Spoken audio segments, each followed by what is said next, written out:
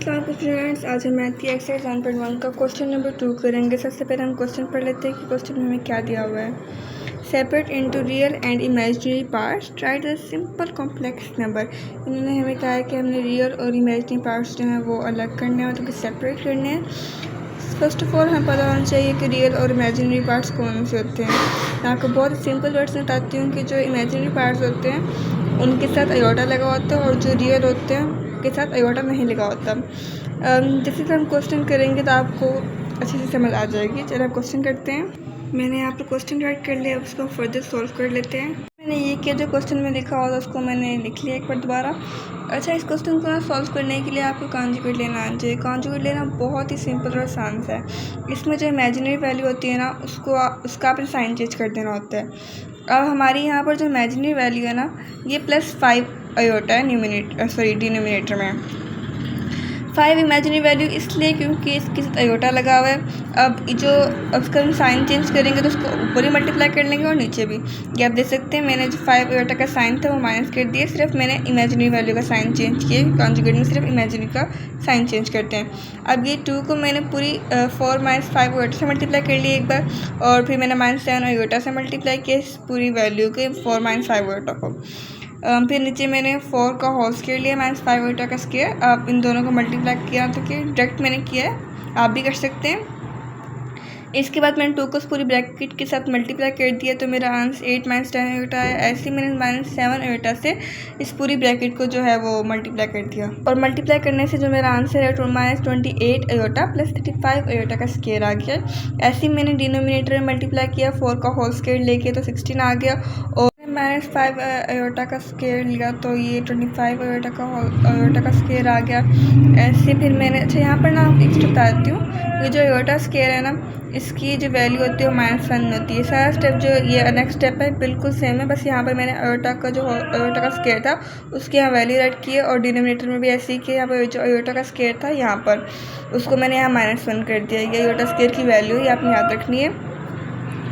फिर इसको further solve मैंने ऐसे किया कि जो -35 था, ये -1 जो था वो मल्टीप्लाई हो रहा था, -35 आ गया। बाकी सारा स्टेप सेम है। और फिर ऐसे यहाँ पर किया -25 हो गया मल्टीप्लाई जो हो रहा था इससे।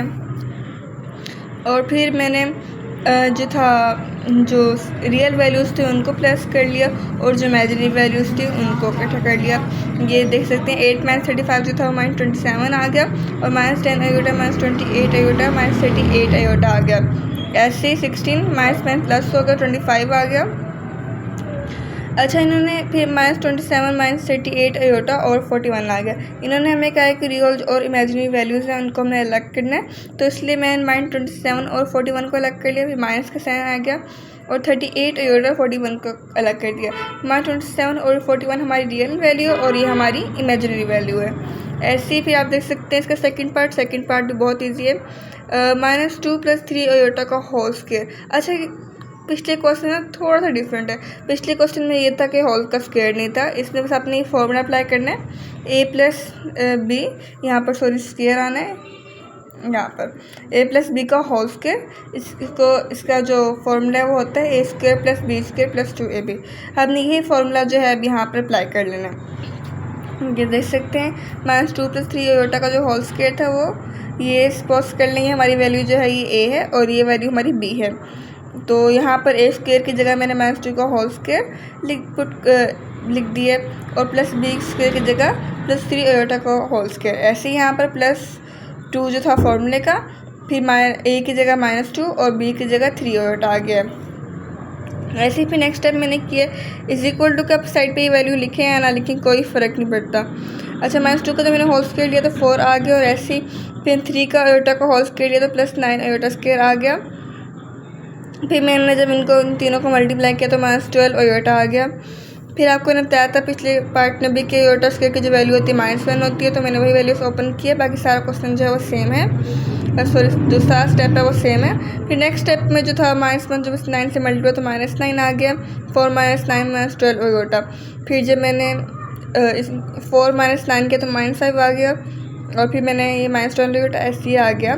फिर अच्छा, अगर आप चाहें तो आप इन सब स्टेप के नीचे ना 1 + आयोटा लिख सकते हैं, लेकिन फिर बहुत टाइम वेस्ट हो जाता है, तो मैंने डायरेक्ट ऐसे किया फिर जो यहाँ -2 + 3 आयोटा का होल स्क्वायर जो था वो इज इक्वल टू हो गया -5 - 12 आयोटा का। तो मैंने उसकी जगह पर मैं लिख सकती हूँ -5 - 12 आयोटा और ओवर में 1 + आयोटा जो हमारे क्वेश्चन में था। पिछले क्वेश्चन की तरह मेरी स्टेटमेंट बन चुकी हुई है, तो अब हम कॉन्जुगेट ले सकते हैं। तो मैंने इसका कॉन्जुगेट लिया। कॉन्जुगेट लेने के लिए आपको बताया था कि जो इमेजिनरी वैल्यू होती है उसका हम साइन चेंज कर देते हैं और जो फिर इनको न्यूमिनेटर और डिनोमिनेटर मल्टीप्लाई कर लेते हैं। ऐसे ही मैंने किए। जो आयोटा था वो इमेजिनरी था, उसको मैंने साइन चेंज कर दिया -1 और इनको मैंने ऊपर नीचे मल्टीप्लाई कर दिए। तो पहले मैंने -5 को 1 - आयोटा से मल्टीप्लाई किया और -12 आयोटा को भी 1 - आयोटा से मल्टीप्लाई किया और जब नीचे मैंने इनको मल्टीप्लाई किया तो 1 का होल स्क्वायर - आयोटा स्क्वायर आता है। ये स्टेप मैंने डायरेक्ट किया। अब मैंने -5 को इस ब्रैकेट से मल्टीप्लाई किया तो -5 + 5 आयोटा आ गया। ऐसे ही मैंने -12 आयोटा को मल्टीप्लाई किया इस ब्रैकेट से तो -12 आयोटा + 12 आयोटा का स्क्वायर आ गया। और नीचे 1 का अगर होल स्क्वायर ले तो स्क्वायर ही आता है माइनस। और मैं आपको बताया था आयोटा जो स्क्वायर की वैल्यू होती है वो -1 होती है, तो बस मैंने यहाँ वही वैल्यू पुट की हुई है।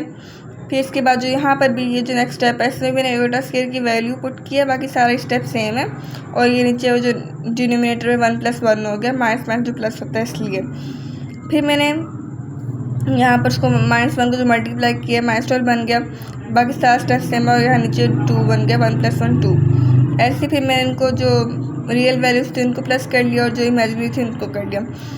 आप देख सकते हैं यहाँ पर ये -5 - 12 -17 +5 आयोटा -12 आयोटा -7 आयोटा आता है और ओवर में 2।